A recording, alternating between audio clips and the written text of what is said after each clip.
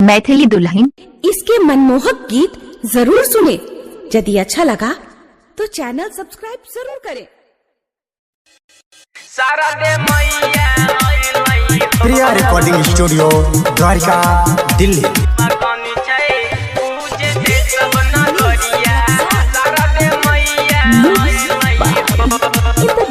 मगनी छै पूजे में सब नगरिया शारद मैया अइलै हो। मगनी छै पूजे में सब नगरिया शारद मैया अइलै हो।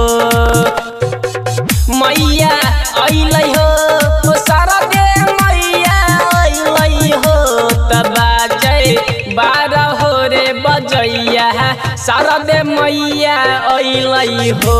मगनी छै पूजे में सब नगरिया शारद मैया अइलै हो।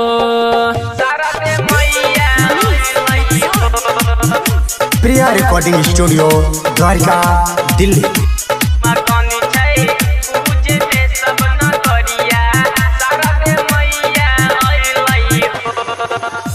कमाई के बिना पुस्तक हाथे अइले हंस वाहन के साथे हो भैया हंस वाहन के साथे।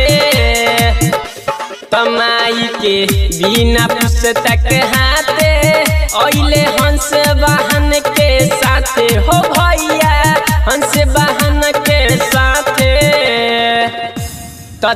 कन विद्या के हो दे बैया शारद मैया अइलै हो।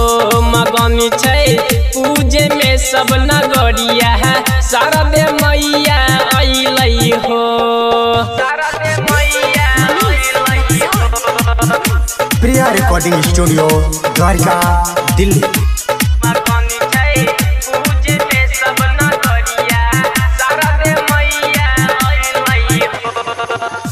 तो एक दिन से सब मिली जन होई दूसरा दिन विसर्जन हो भैया दूसरा दिन विसर्जन।